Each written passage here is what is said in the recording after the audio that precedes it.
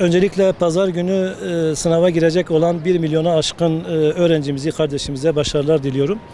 Onlara Allah ve yar ve yardımcıları olsun. Sınava girene kadar bu süreci iyi yönetebilmeleri gerekir. Bu süreçte karşılarına çıkacak en büyük durum sınav kaygısı ve heyecan. Bu konuda ailenin desteği çok önemli. Şunu öncelikle bilmek lazım, sınav kaygısı, heyecan gibi duygular bulaşıcı bir hastalık gibidir. Kişiden kişiye bulaşır. Dolayısıyla ev ortamında bunu çok öğrenciye yansıtmamamız gerekir. Öğrenciye çok ağır gelmeyecek, yorucu gelmeyecek etkinlikler yapılması bu konuda bizim tavsiyelerimiz. Tabii cumartesi akşamı çok ağır etkinlik yapıldığı zaman pazar günü sınava çocuk yorgun gelebileceği için buna dikkat etmek lazım. Bir de sınava kadar öğrencilerimiz heyecanlanmasın, sınav kaygısı yaşamasın diye abartılı bir şekilde dijital ekranlarla da muhatap olmamalıdır. Evet, belki belli bir süre, kısıtlı bir süre kullanabilirler, ancak dijital ekranlar öğrencilerimizin zihinlerini dumura uğrattığı için, zarar verdiği için, tahrip ettiği için sınav kaygısını ve heyecanı giderme adına çok da aşırıya, abartıya kaçmamak lazım. Bu süreçte belki heyecan olabilir, çocuk ben unuttum, çalıştıklarımı unuttum şeklinde bazı kaygılara girebilir. Bunun da çok basit yolu vardır. Bir denemeyi veya bir soru bankasını eline alıp bir iki soru çözdüğü zaman heyecandan dolayı zannettiği unutkanlığın aslında olmadığını görecektir.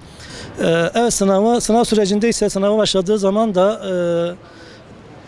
önceki sınav sürecinde yapmış olduğu çalışmalarda uygulamış olduğu taktik ve stratejileri aynen uygulaması gerekir. Yani denemeleri nasıl çözmüşse, hangi yolu takip etmişse sınavda da aynı yolu takip etmelidir. Sınav esnasında belki biliyorsunuz kitapçık türleri çok farklı kitapçık türü olduğu için belki ilk sorular belki zor gelebilir. Ama şunu bilsinler ki onlar eğer sınav esnasında çözemedikleri soruların yanına bir işaret koyarlarsa ve sorularla inatlaşmazlarsa sınavları çözdükçe bu heyecan da gidecek.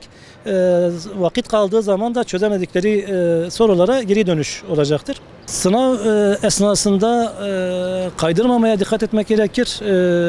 Dolayısıyla öğrenci soruları çözerken sayfayı çevirmeden önce çözdüğü soruların cevaplarını önce kodlamalı. Bunu yaparsa hem kaydırma riskini ortadan kaldırmış olur, hem de zihin o süreçte biraz dinlenmiş olur. Evet, son olarak da şunu söyleyebiliriz. Öğrencilerimiz soru çözerken belki sorular onlara ağır gelebilir ama şunu bilsinler. Tüm öğrenciler bu sorulara muhataptır.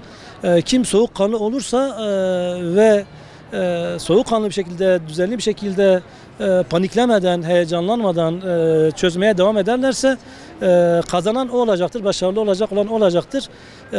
Bu sınav bir ölüm kalım meselesi değildir. Çocuklarımız bizim için değerlidir. Çocuklarımız her halükarda sahiplenilmesi gerekir. Hem aileler tarafından hem devletimiz tarafından onlara sahip çıkılması gerekir. Yine tekrardan hepsine başarılar dilerim. Teşekkür ederim.